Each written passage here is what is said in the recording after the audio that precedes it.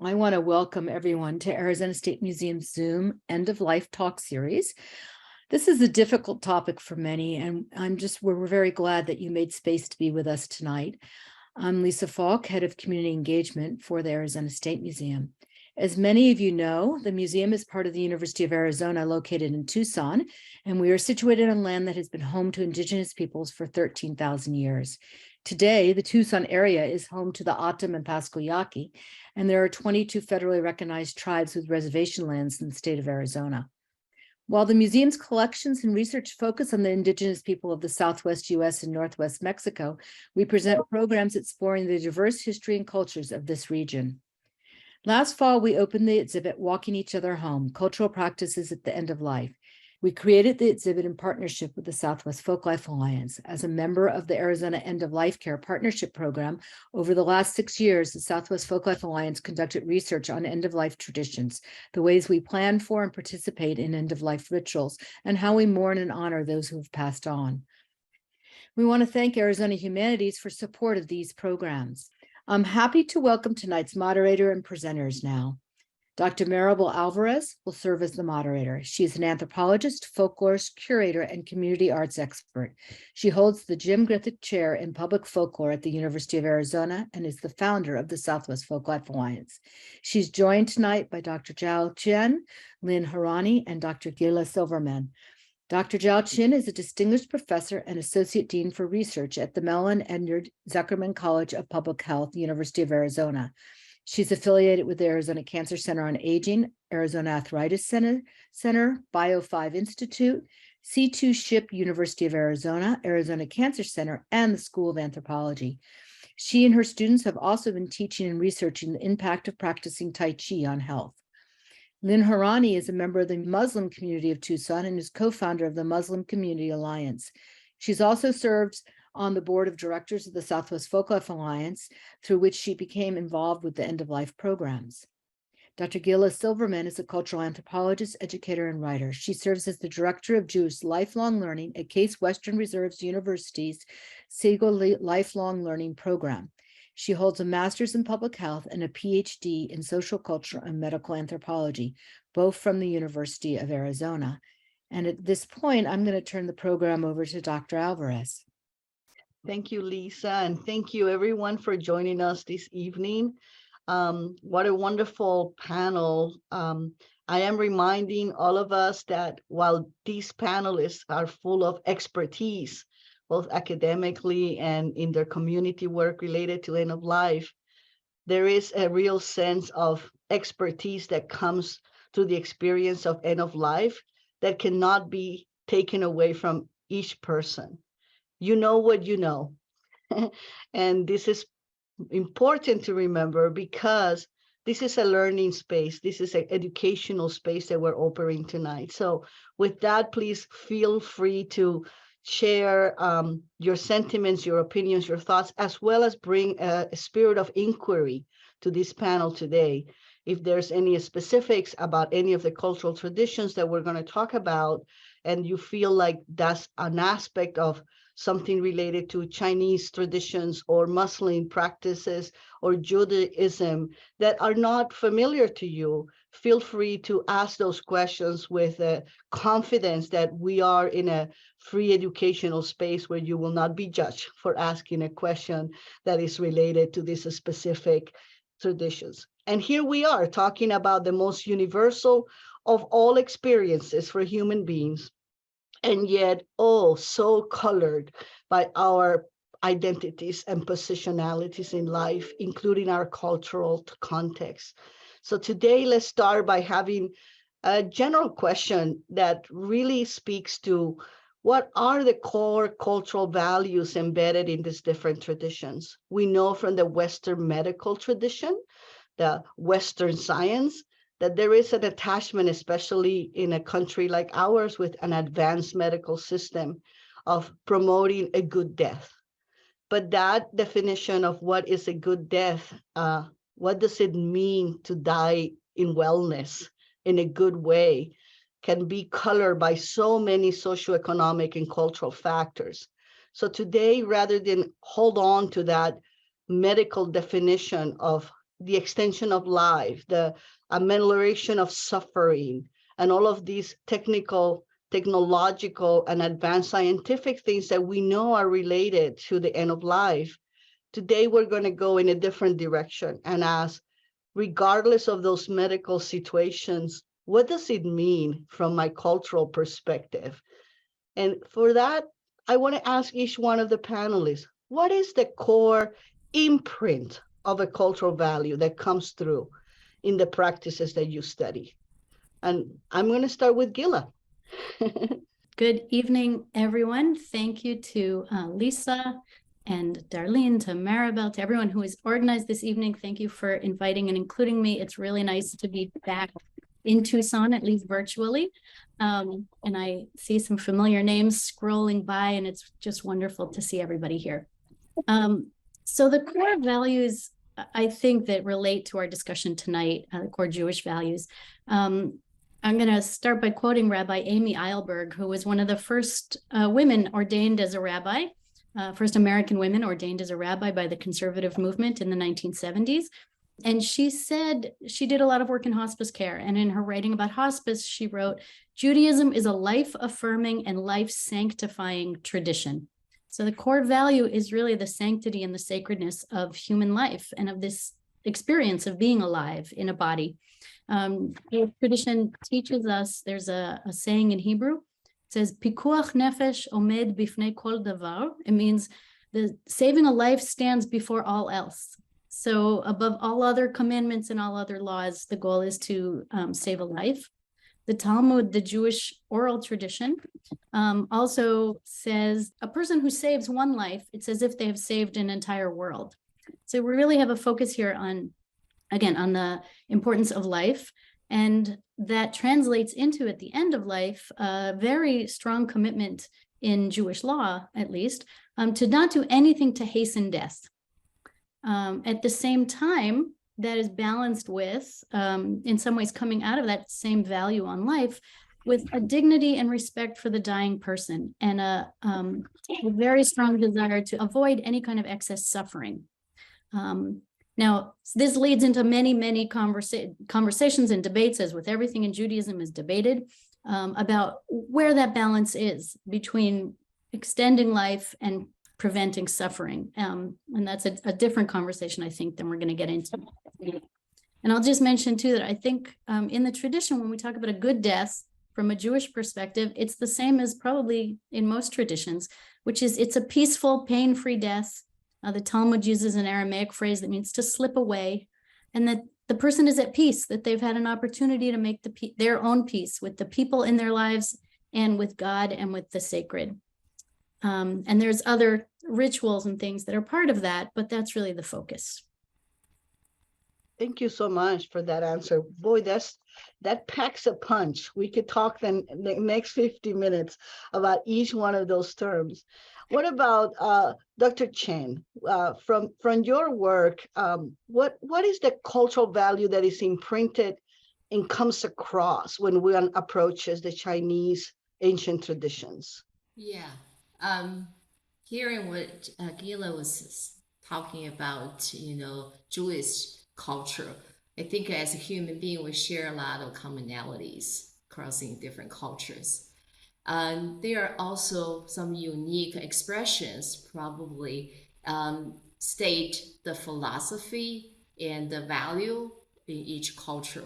So we all want to have a peaceful death, and we respect life. So we always say in Chinese culture, the dying people is the priority. And we also want to die at home. So with a long life, those are the things people has been wanting, throughout the history. China have a long history. But one important thing I want to bring this up is there's a saying in Chinese cultures called 人过留名,雁过留声. What does that mean? That means people leave their names, geese leave their voice. If you can be remembered, you're not died. So you want to do something and have imprint and to the society, to the world, so it can be memorized. So that kind of culture really encourage people not just focus on the physical deaths, but really spiritually, and what you're going to leave to the human beings. So that's very important for people to think about that. Thank you for that reminder of whenever we talk about this topic, we are confronted with an spectrum.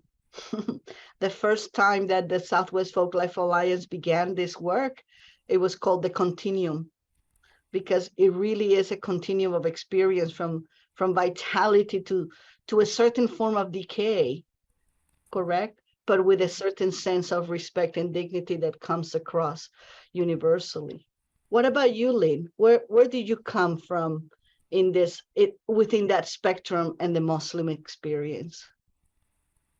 Well, first of all, I just want to thank everyone for putting on this and for continuing the conversations about, the journey that we make, because very often people don't have conversations about it, but, they should be preparing for themselves and for the ones who are going to be left behind, their loved ones. And it's really interesting listening to Dr. Chen and Dr. Silverman, how similar the Muslim traditions are. So there is this idea in the Muslim tradition that you want to do things in this life that will benefit you in the life after. We live our lives with the knowledge that we're going to die. So we try to do as much things that we can do that will benefit us when we get to the life after. So one of the things is, like, if you plant trees, like fruit trees, because they're gonna grow and they're gonna bear fruit, and people will become nourished from them, and that will give you what we call sadaqah, or blessings for the life after, as you go into the life after. Water, if you build a well and people can drink, and these are things that you're going to leave behind you when you pass on into life after. So there is this idea that we do what we can in this life, and that will benefit the people we leave behind us, and also will benefit us as we go and face our Creator. So and also, one of the things that you had mentioned about a good death, what is a good death? And so what I believe a good death is when somebody is completely prepared to face their Creator. So for example, in my tradition, we pray 5 times a day, we fast Ramadan, we make the pilgrimage, we give charity. So if you completed all of these things, and you have done good and tried to stop bad things from happening, and you are ready and to meet your Creator, then that would be a good death. But it's fascinating how we have this kind of connection between us all. Like, we have this life and the life after, and we do it's very, very interesting. Yes, thank you, Lynn. While you were speaking, I was thinking there's probably among us some iconoclasts who probably want to borrow a little bit from every tradition and create our own sense of rituals and our own sense of memory. One of the things that has been so wonderful about the exhibit and the work are these films that were created. All of you were instrumental in highlighting different aspects of how to teach people in our community to learn and be comfortable with the things that are the practices of our neighbors, right? And I know that in some instances, because of conversion to a different faith and different forms, this become foreign experiences where we believe that the way that we do it here, the way that I learned to do the transitions of life, is the way that everybody's going to do it. And that becomes an issue in medical encounters, in hospice, but also among friends and neighbors and co-workers. So the films were created as educational tools, and each one of you have selected a clip. And what I want to do now is show the clip that was selected by the individual, and then have an opportunity to have a conversation, each one of you separately, about what that clip highlights. And speaking of that spectrum, I think we're going to start with Dr. Chen, because we're going to show the clip about the vitality and wellness related to the experience of preparing yourself in the latter part of life as you get older, to encounter a change in the abilities of your body to prepare. So I think if we can show the clip, then we'll have some time with Dr. Chen afterwards for her to tell us more. Tai Chi is a Chinese martial art form that gives elders, in particular, a way to gently maintain physical and mental agility and offers a sense of a community for those who practice. My class always for the people, and then they really get the benefit from the Tai Chi, And I see, because every day I met a lot of senior people, they always fail, Some people don't have the good posture.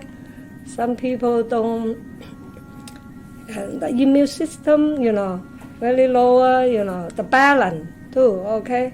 And so I helping them how to gentle move the body, because outside a lot of exercise is for young people, move so fast. The senior people cannot handle this.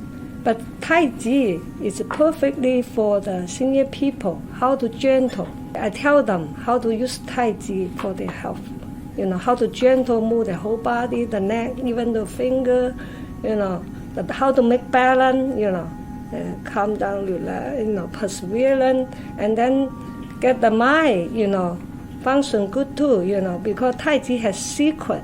You need to memorize things, you need a lot of coordination, and then in this community, they can talk, make friends, like every Thursday, every Tuesday here, then they know more, they feel very, like not just physically, mentally, get a lot of benefit. Thank you so much, Dr. Chen. I've always been intrigued by that that connection between the aging and what is the preparation for end of life, when in fact death can occur at any time, from birth through old age. But in this particular experience of the Tai Chi, what is the takeaway here, when in fact we're connecting the sunsetting of life and that last phase as a moment of vitality and wellness? Tell us more about that. Yeah, I think this is a beautiful piece of a demonstration, the Chinese tradition and a philosophy all embedded into this kind of form of exercise. So Tai Chi is being practiced in China for over 1,000 years.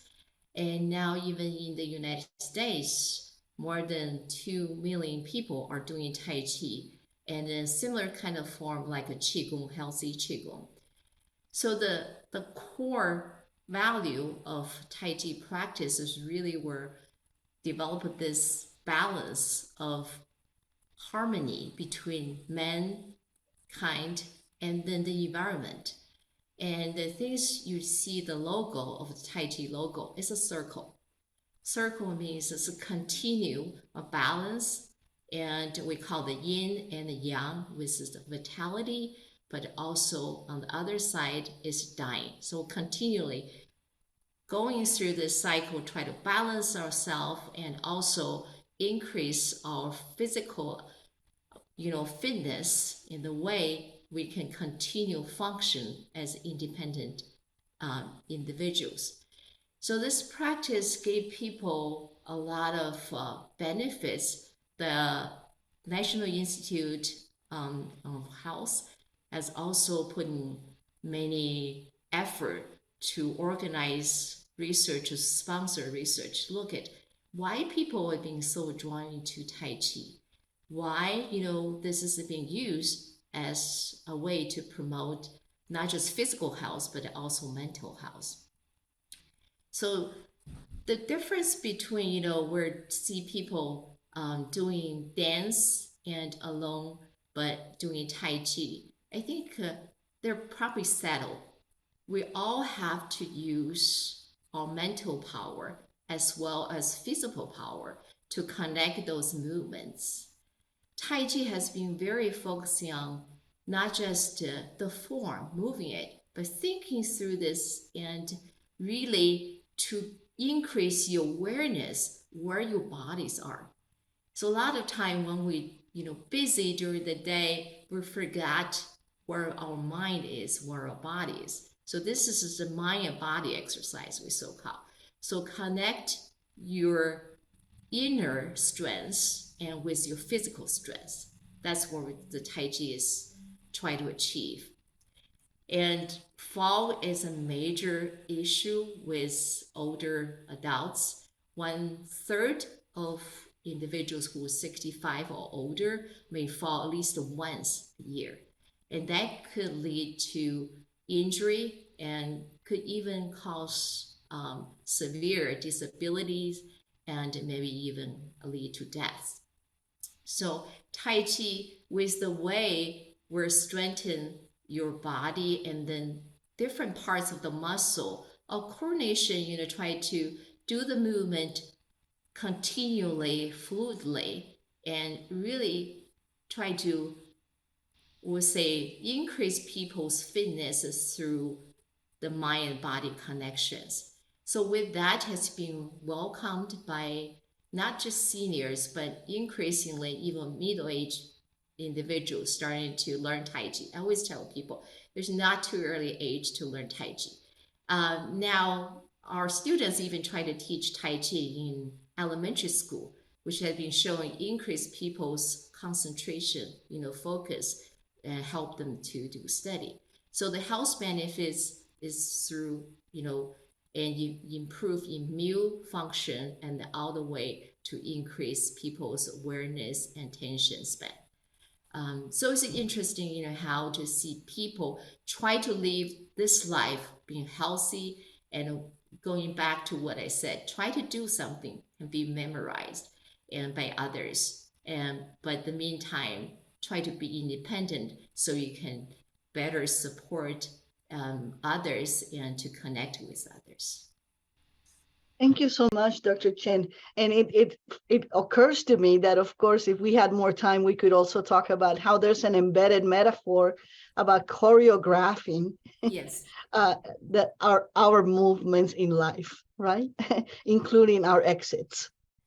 Yeah, absolutely. I think that's it's a kind of a mindset. How do you think through these things and how do you move your body and how to think about this life as a continuum, as we mentioned, and slow movement, how to connect your body with the mind and how to see you can really be still be active even to a very old age. Those are the fundamental things help people and to continue practice Tai Chi.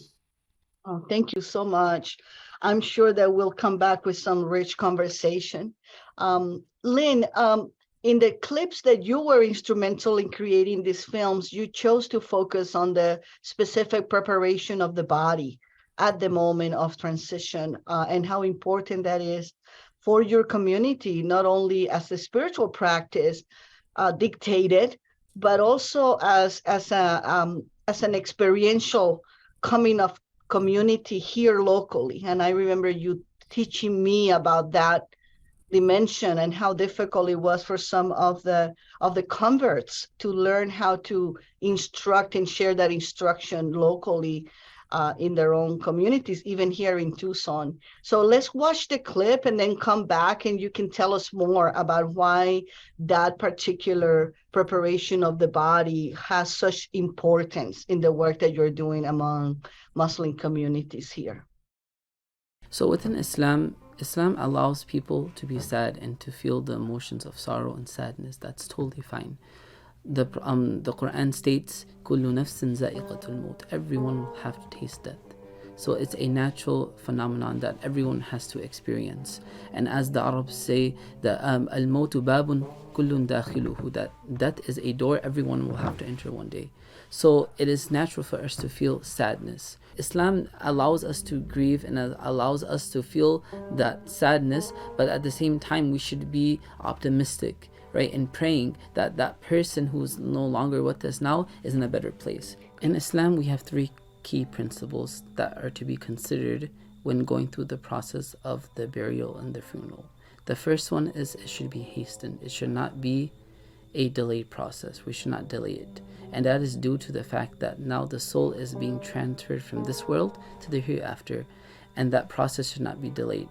Second one is it should be very simple, right? We should do it as simplistic as possible. And the reason being is that everyone comes to this world the same, and they leave the world the same, right? They are equal, and Islam shows that everyone is equal in that sense. And finally, the last one is it should be affordable. It should not be a burden on the person nor his family, or if the community has to pay for it, it should not be a burden on them.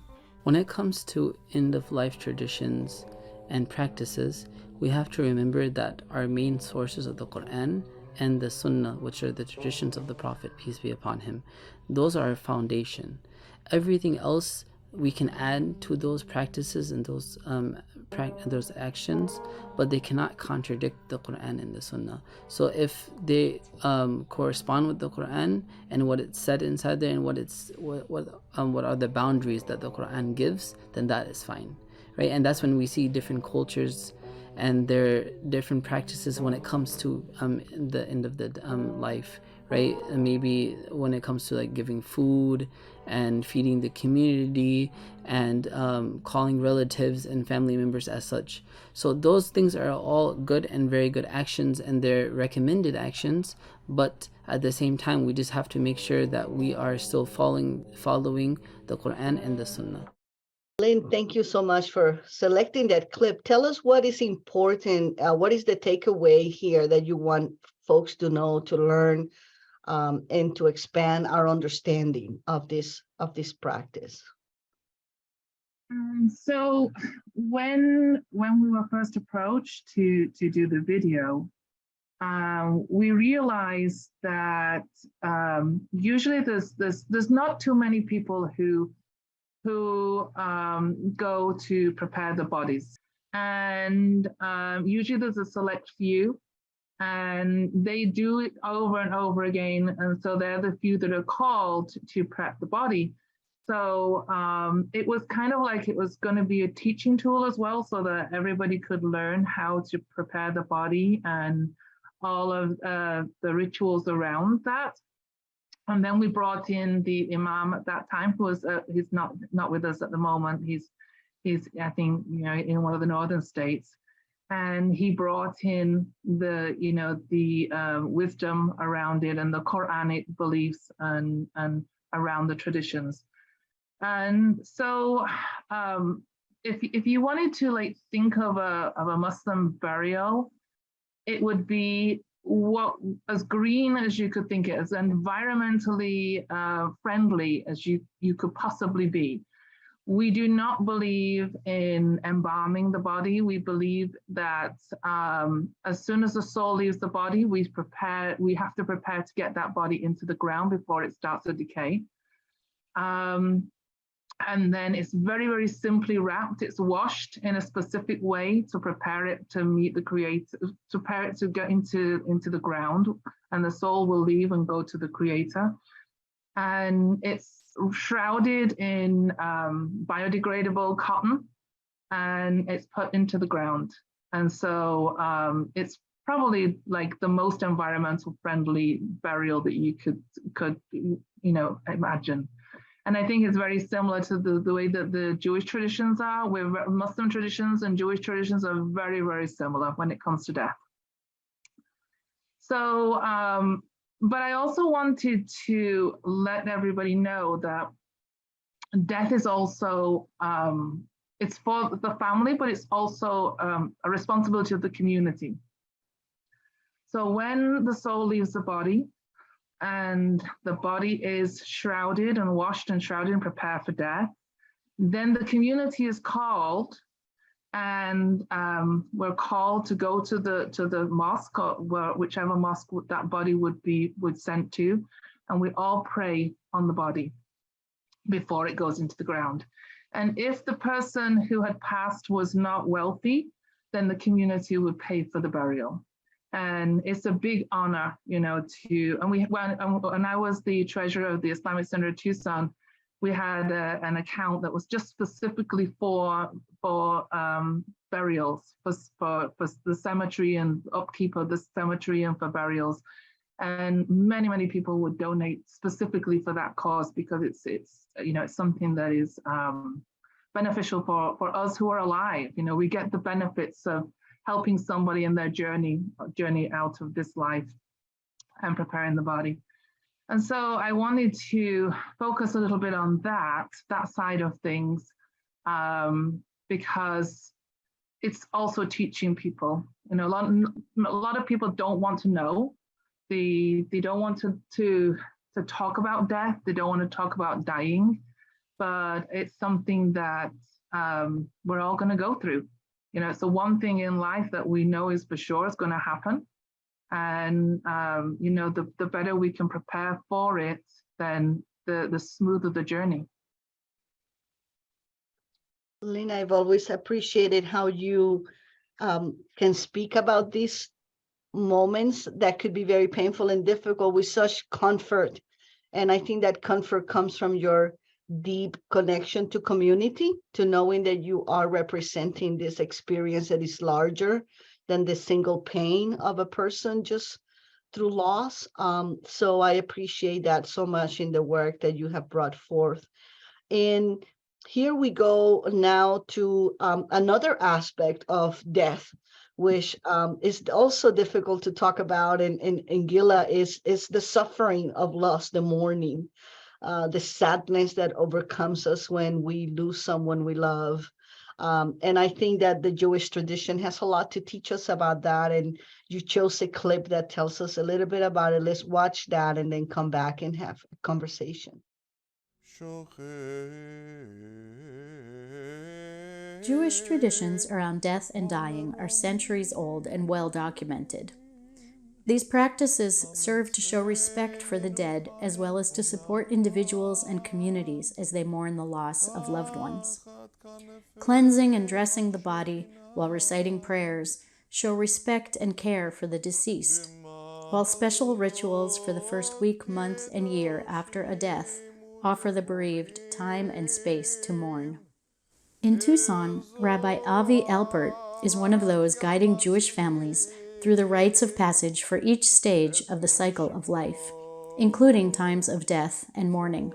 The Jewish practices in death and dying and mourning are a unifying force, and within the Jewish community, inspirational, earthy, well thought out, timely, and are a useful tool with psychologically and spiritually to help people to process the inevitable situation of losing a loved one, and to give us the tools to re-enter this world and to be active participants and healthy participants in the world around us. All of the Jewish rituals that we see are centered around having respect for loved ones that have passed and taking in mind consideration for comforting those who are bereaved. And it's a balance between those two concepts of honoring the dead and taking care of those who are left behind. What I believe Jewish tradition and beliefs bring to end-of-life rituals, first of all, a sense that this has been happening for many millennia. So it ties us very deeply to our ancient roots. These practices and traditions come from many centuries back, and so there's a sense that we're tied to our ancestors through these beautiful traditions. The rise of secular Judaism and the geographic mobility of American society have disconnected many Jews from these traditions, but some are returning to the practices as they learn more about them. Rabbinic pastor Sandra Wurtzel has worked to educate many secular Jews in Tucson about some of the rituals that honor the dead and support surviving relatives. The rabbis were brilliant. They offered us ways in which we could deeply be in our grief, be supported in our grief particularly through the mourning period of the first week of Shiva, the 7 days, then through Shloshim, which is the first 30 days after a person passes, and then the 11 months that we get to still consider ourselves a mourner, to understand that we are allowed to be in our grief, that we are supported in our grief, that we have a community in which we can say the mourner's prayer on a daily basis if we want, to support us through this time of grieving. That is a long-standing, beautiful tradition that we have that helps us move through this time knowing that we are, it normalizes this experience of grief. That is so profound. To be given permission to be in the grief deeply has been one of the aspects of Judaism that has, even as a young girl, it attracted me to think about feeling something so overwhelmingly but so present. And yet there's a reference to secular Judaism and how Jewish identity does not confine itself only to this structure of the religious practices. How is that experienced by Jewish families that you know, and in the context of community, those very structural moments of grieving in the hustle and bustle of our everyday lives? Okay, so the answer to that is it's complicated. As with everything Jewish, there is not a single experience or understanding. The joke is 2 Jews, 3 opinions. And around something like this, you have, 2 Jews and 5 opinions or experiences. When I'm talking about these things, I always want to make really clear that I cannot speak for all Jews. That would be impossible. Jewish tradition is 2,000 years of history and culture and debate and interpretation, and we are a tiny minority of the world's population and of the population in Tucson, but within our community, there's really tremendous diversity. So the way that people relate to these practices and traditions is complicated, and it's often sort of internally contradictory, I would say. We've lost a lot of knowledge about these traditions, and many people aren't familiar with them or don't have the knowledge or connections to implement them, because these are all things you do in community. And as with much of Jewish ritual, a lot of American Jews kind of approach Jewish mourning as a menu from which you choose the things that are most meaningful or most practical for you. Some people find these traditions very moving, and others find them irrelevant or cumbersome. And I think a lot of us experience combinations. So I want to give you, I'm going to look at 2 examples from 2 of the key Jewish mourning rituals: Shiva, which was mentioned in the video, which is the first week, and Kaddish, which is the mourner's prayer, which is meant to be said every day for a year after the death of a parent, and for less time for a sibling or a spouse or a child. And it's supposed to be said also as part of a daily service, as part of a quorum. So the word Shiva comes from the Hebrew word Sheva, which is 7. So Shiva refers to the first 7 days of mourning. Mourners are supposed to stay home, and the community is supposed to come to the house, bring all of their meals, take care of their needs, and make sure that they have that prayer quorum so they can say the mourner's prayer. In some communities, that's still observed the full week. In others, people will limit it. They'll do maybe just a couple days, or they'll have only a few hours a day instead of just having the house open at all times. Some people in some communities, and it's really interesting, it does vary by community. Some communities, people will set up a meal train and they'll provide every meal. Other times they'll provide cater food. Other communities, it's the tradition to only bring dessert and let people make their own meals. They don't want to impose. Some places, the prayer service is central, whereas others, there might be no prayers. And it's really, Shiva becomes the opportunity to tell stories and remember and learn who this person was, right? And what their life was about. And then for many people in the American Jewish community, that's the end of their mourning. But some will go on and do the full year or some smaller period of Kaddish. And this too is tremendously varied. Some people will go every day to the synagogue. Some people will go once a week. Some people just occasionally when they think of it. Other people take on activities that they call their Kaddish, which might be participating in a sport or an activity that the person liked to do, or they might commit to some sort of daily study or meditation practice. And I'll just share with you a little personal note. I am now nearing the end of the 9th month of my year of mourning for my father, who died in April. And as I was preparing for this, I thought I'm a great example because my year so far has included the first few months I went to a daily service at a synagogue near my house. And then I stopped doing that. And I just went every week on Saturdays to the Shabbat service, which was actually what my father had asked me to do. And I also have a daily practice at home where I have a meditation practice. And I look out my window and I watch the seasons change and I say Kaddish by myself, which is not a traditional thing at all. And I have taught classes using my father's books and speaking on panels like this one, or even going with my son to eat his grandfather's favorite ice cream. I refer to those as, I'll tell people this too is my Kaddish. So you can really get creative with all of these things and make it meaningful in ways that speak to you and that really connect to the memory of who this person was. Thank you for sharing that personal note. And that leads me to ask you, is it culturally appropriate for a non-Jewish person to then offer condolences throughout that whole period? Or is that not a culturally sensitive thing to do? Yeah, I think, again, this question of culturally sensitive, it really depends on who you're talking to, because so many people are themselves unaware of the traditions. So I think what's culturally sensitive is what feels right? I think and this is just, I say this as someone who has mourned now 2 parents. I think it's never too late to offer condolences. It's always appropriate to offer condolences, no matter what. And I say that as a part of Jewish tradition, but I think also just as a human. Thank you, Gila. So I wanted to see if there's an opportunity for us to talk about something among the 3 traditions, the 3 of you. What did you see and hear from your other colleagues here that intrigues you?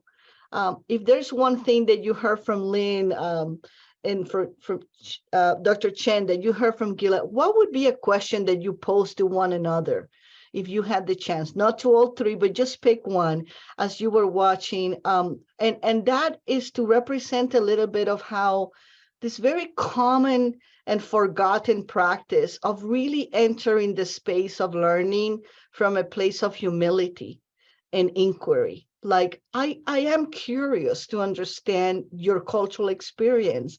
And that curiosity doesn't have to make me shriek away in fear that I will offend. It was the moment to say, help me understand. How could I understand better what that is? So what questions would you pose to one of your other panelists, if you could? Who wants to start? I'll start. I was really intrigued by the Tai Chi. So my mother is in her late years and I'm watching her. Well, she lives in England, but each time I go, she's losing her muscle mass. And I'm so worried that she is going to fall. And I'm just wondering if there are, is Tai Chi open to everybody? Like, could I start going to Tai Chi classes? Because I think we all could, as we're getting older, we start to lose our core strength. And I'm just fascinated by that whole thing. Yeah. So there empress of opportunities for people wanted to learn Tai Chi. And in Tucson, we have some in-person classes like the one you just saw in Chinese Cultural Center, and they're open to anyone who is interested in learning Tai Chi. I have been working with our student offering Tai Chi online throughout the pandemics for our university staff, faculty, and students. It was well received. Initially, we said we're only going to have 100 individuals, but soon 200 signed up and a lot of them on the waiting list want to learn. So they are classes, taught online and by other experts across the state. I think the pandemic have teach us one thing is distance doesn't matter if you want to learn. So you can follow those classes. So you hit the really important point because the whole society we're seeing increasing number of elderlies and the aging trend make people more thinking about how to maintain independency and how to have their life, in the end of life. Before that, how I can enjoy the life and how to continually be useful for the society and for people around you who love you. So I think learning Tai Chi will give people, empower people to do so. What question would Dr. Chen? What question would you ask one of your panelists? I was thinking about the way we treat death, and there are a lot of contradicted actually feeling and practice about death. About we in Chinese culture we call it 红白喜事. That means is something when you get married, that's red kind of happiness. When somebody died and at home peacefully, that's white kind of happiness. So two different kind of happiness, but you express that very differently because when people die, you always expect people to feel the sadness, the loss. So crying is part of the ritual. So if in the Asian China, even they will hire people, some of the family, to help them to create the atmosphere and feel the loss, the sadness. So even they know their parents died, at the good term and had the longevity, it still is, you have to show this is a loss to our family. So I wonder if other cultures have this kind of contradict. You think it's very happy for my, loved ones, happy life, but also have to show the sorrow. Wow, fascinating. It's interesting. I was thinking something similar, and I think that it's so interesting how all three of us talked about the importance of a life well lived, right, and of memory, and that tension, as you described, right, between the happiness at a life well lived and wanting to remember the person, but also that acknowledgement of the sadness and the grief. Mm-hmm. And I think that, and this relates, I think, to your question also, Maribel, about the condolences. And I think what struck me is that all three of us are describing communities that acknowledge and talk about, right, that we are acknowledging that life is a progression, that we are acknowledging that there are these transitions, we are acknowledging the importance of remembering people who have passed, and there are these rituals and ways of doing this, as opposed to, the Western medical culture that you mentioned at the beginning, which is very much about, this is a medical issue and then move on. It's like, we have a funeral and then we move on, and the next day you're back at work and nobody talks about it. And we're all describing something very different than that, which I think we need more of in our society. It reminds me of one of the speakers that we brought to one of the end of life symposia at the Casa de la Luz years ago, where her whole talk was about how many of our American cultural attitudes of stoicism in front of death really derive from an Anglo-Saxon tradition that we have now sort of painted over and called that, like, American culture. But it really is very specific to a particular way of being stoic in adversity, which sometimes can prevent some of those depths of sentiment that was being brought about. Imagine the idea of hiring people to come cry so that you can really send that off as a moment of like, yes, this is accomplished now. We are sad. We are proud of our sadness, It's actually, there's a really interesting biblical connection. There's some studies that have been done that there are references scattered throughout the Bible of women mourners. And it's kind of implied that this was a role in society, and that some of them, it sounds like they were hired, and some of them, it sounds like it was a role given to widows to make sure that the mourning was done properly. And they describe them as the wailing women. The wailing women. The wailing women. Yeah, so it sounds very similar. I'm very intrigued by this. Lynn, how is crying handled in the Muslim tradition? Well, I don't know about, people cry, it's an expression of sadness. And I think I always feel that grief is the price that we pay for loving. When the deeper you love somebody, the harder you grieve, and just from my experiences, the stronger that I love somebody, then the harder it is to get over the grief. But I think that is a very personal thing. There is a grieving time, and the community comes together. When somebody has died in a family, usually we come together and we try and cook and feed the family of the deceased, so that they don't have to worry about getting the meals together, and visit a lot. And then eventually, it just slowly stops, after a few weeks or a month, and then it slows down. But the grieving process, it will vary. In my own experience, I've grieved a long time and I've grieved a short time.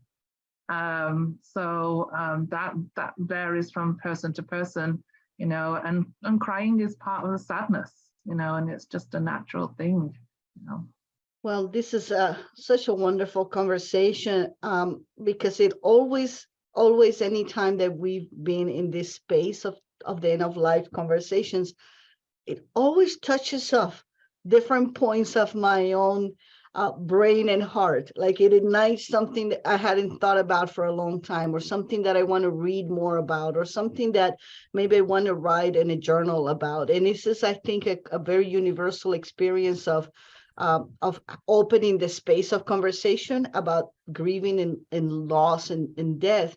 It just takes you to a different place, where you actually don't just keep it cerebral. It begins to travel through the body. But with that in mind, I want to be very, very kind to the audience and offer some time for questions, because I think there's some rich ones. So I'm going to step back and have Lisa help us navigate the questions that are coming through, so we have enough time for that. Right, thank you. We do have some questions. I will encourage people to put them in the Q&A. It's easier than me looking back and forth between that and the chat, though I do realize there are some comments and questions in the chat. So our first question is for Dr. Silverman, and Allison Jemison would like you to comment on the origin or the original meaning of the phrase, "May their memory be for a blessing." After someone has passed, you would traditionally add to their name, or not add to their name, but the way you would be referred to, they would be referred to, would be to say, use my father as an example, Sam zichrono livracha, Sam, may his memory be a blessing, right? And so from my understanding, and again, as I said, for everything in Judaism, there could be 4 different explanations.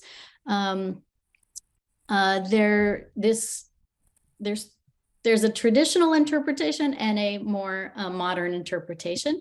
The traditional interpretation is that it relates also to the saying of the Kaddish for the year, that the actions of the children help over the course of the first year, help to redeem the soul of the person who has passed. And so when we say, may their memory be a blessing, it's sort of may your remembering them and taking actions in their honor be a blessing to their soul. May it help, as they would say, elevate the soul. Now, in most Jews who are not Orthodox would not have that interpretation, would probably be very unaware of that history or that tradition. And in most modern communities, people will say, may their memory be a blessing, meaning may your memories of that person be a blessing to you. May those memories stay with you and continue to bring you comfort and blessing as you move forward without them. So there's different ways of interpreting it. So we have a question where the person's curious if in any of your traditions, if there are designated death midwives or death doulas, is another term for them in your cultures, or is this role solely taken on by the family? Well, usually it's the family that is around the person who is dying. Now here in America, when somebody is not well and is ill, they will go to the hospital, and that could be where the end of their journey in this life ends. But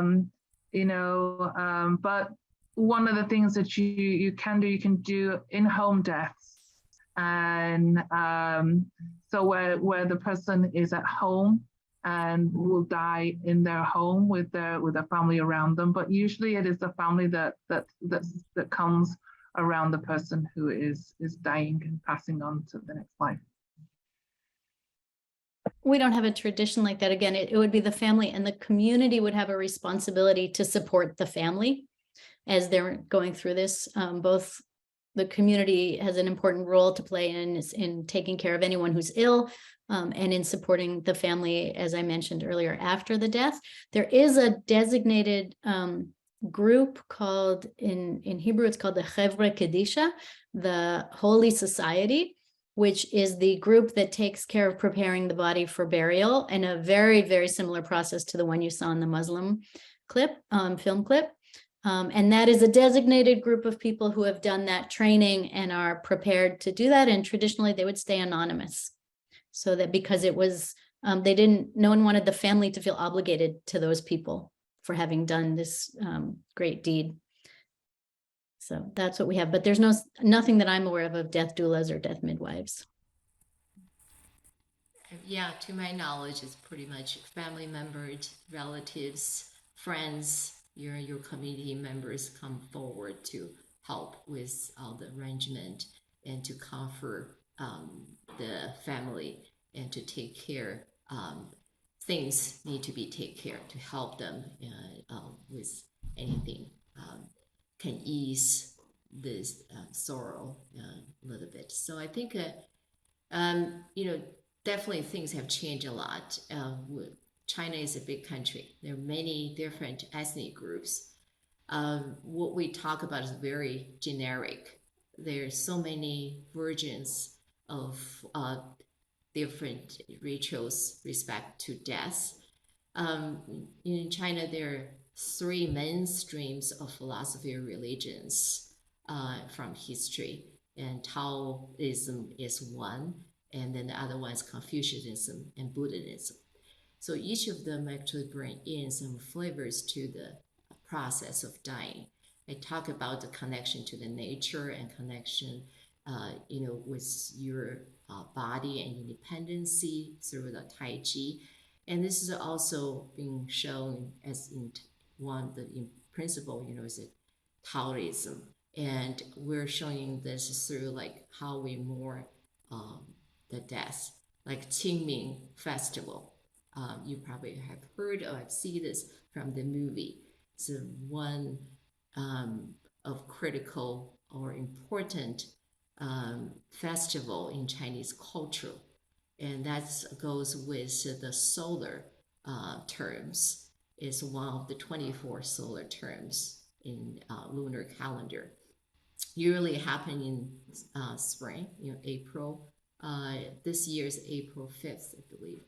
And so the family will go to the graveyard and tomb to show their respect. And so there's some certain ritual associated with that. And some of the larger families, in traditional Chinese culture, the family and relatives all come together to show respect to their common ancestors.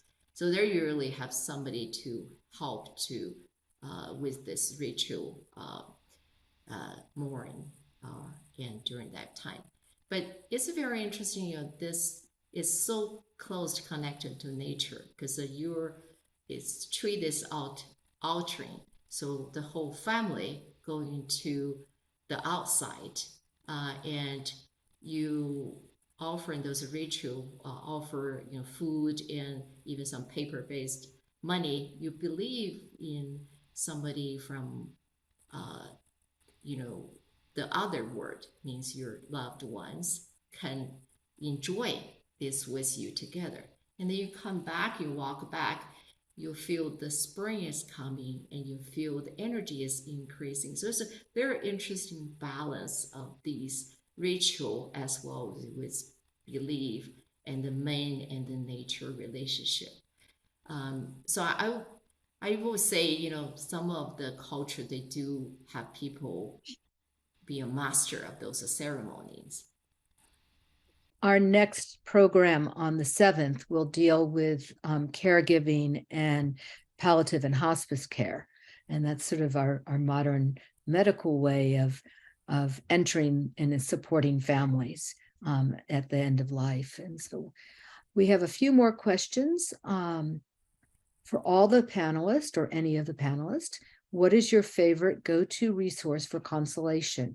A book, a song, a passage of a sacred text, or something else? I guess I'll answer. I don't have a go-to. I think this question is sort of asking us each personally. I will say, just because we're talking about this and I brought up my own personal experience right now, that this is the second time that I'm going through this year of Kaddish, and I have found it surprisingly comforting.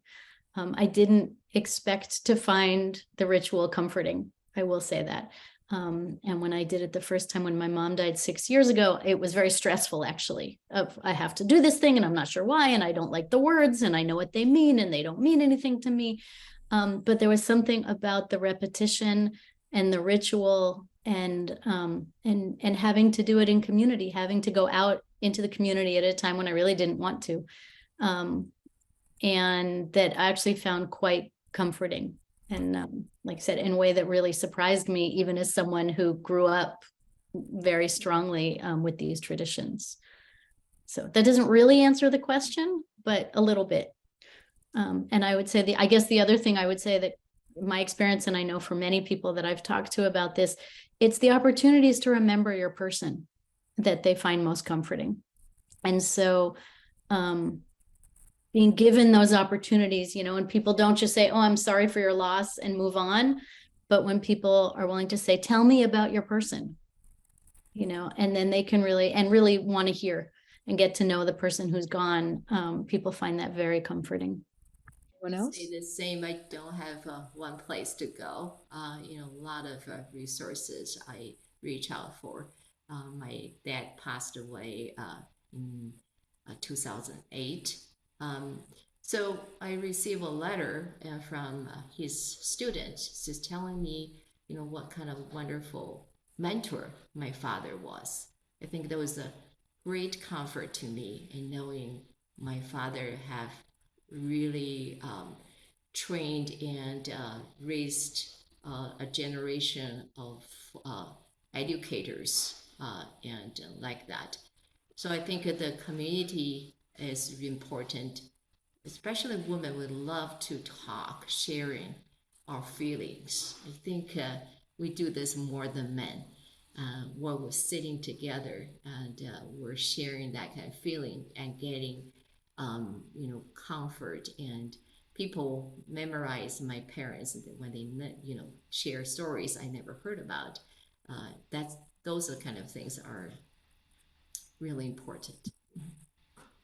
So for me, I mean, I get a lot of joy and peace and solace from listening to the Quran being recited.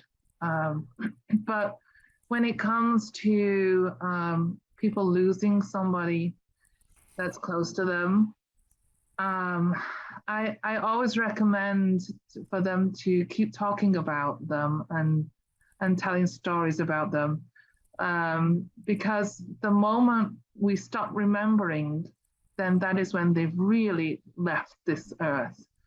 And I always tell my children stories about their great grandmother. And I think to myself, as long as they know and have heard and have some kind of connection from stories, some funny things I've told them about their great grandmother who they've never seen, but they have this connection, it's almost like they're keeping her alive on this earth until everyone's forgotten, and that could be generations down the line. So that's something that I think is a nice way to look. And I advise people to talk about the loved ones, and because that they keep them alive and around them. There's a lot of heartfelt comments in the chat redirected to the panelists and everybody. Really appreciating all that you've been sharing. We have one or two short questions here. If anybody knows, somebody would like to know, are the people who prepare the body, I guess, for burial also the same as the ones who wash the body? And also, does anybody know where there's places in Tucson where people can be buried, individuals can be just buried in shrouds? So for us, preparing the body and washing the body is the same thing. And there are it can be anybody, it can be the family members. If the family members don't feel comfortable in doing the washing and the shrouding, then there can be a group from the community, and then they will do it. But it's from among the community that they will do. And as Dr. Silverman had mentioned, people who wash the body and prepare the body don't like to be known. I mean, it's a great honor to do this, because this is the body. I mean, it's a dead body, but it's housed something sacred, which is a soul, and so you give that body so much respect by washing it and preparing it, because it housed a soul, and the soul isn't there inside the body, it's left, but still. So and that's how you give respect to the person that lived in that body, and you prepare the body. So there are certain people that will be called on, but we should all learn the process in case we have to do it to ourselves. And in fact, I was asking my children if they would take classes so that they would wash me when I die. And my daughter was like, whatever you want, Mom. But my son was like, oh, hell no, I'm not going to do that. I don't want to do that. I'll be the executor of the will, but I don't want to be doing the washing. So it's I think it's important to learn these skills as well, in case that you are called upon to do them. But yeah, so. That kind of brings us to another question about gender roles. The person's wondering if the bulk of what you've been describing is generally done by women in your cultures, or what are the gender, who's doing what are the gender roles in this end of life ritual? So for family members can wash family members. But if it's non-family, then the women would wash the women and prepare the women, and men would prepare and wash men. So we keep it the same gender. in the Jewish community, family is actually not allowed to perform the tahara. It's called the purification. The word means purification, but the washing of the body. Family is not allowed unless there's no one else to do it. And partially it's because they're very careful about not exposing the body. So you respect the dignity, but it's that, a child shouldn't see their parent in that state. So, I mean, not dead, but you shouldn't be exposing the body of the parent. And again, women would wash them, men would wash men. Judaism is a very, very gendered, traditionally very, very gendered. And so most of the religious rituals would only be done by men. The saying of the Kaddish that I've been describing was traditionally only done by sons. It's only required of sons for their parents. And it's only in recent decades that women have taken it on fully. And in some communities, in more Orthodox communities, the women still aren't allowed to do that. And the women would be doing the more homebound. They would be preparing the food,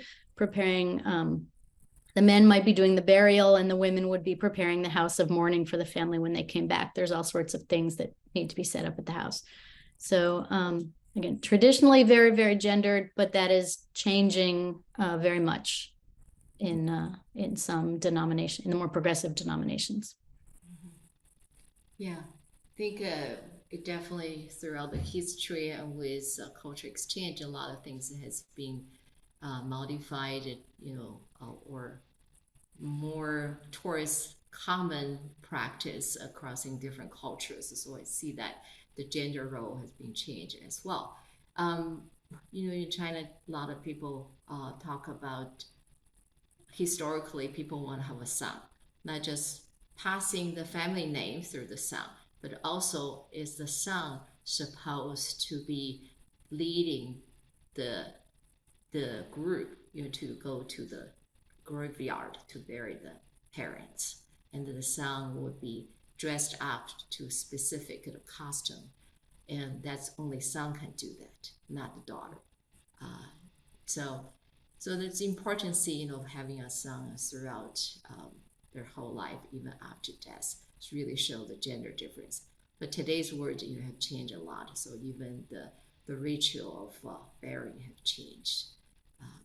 So gender role become fuzzy. We've reached the end of our time here, but I wanted to allow you, Maribel, if you want to say a final word before we close.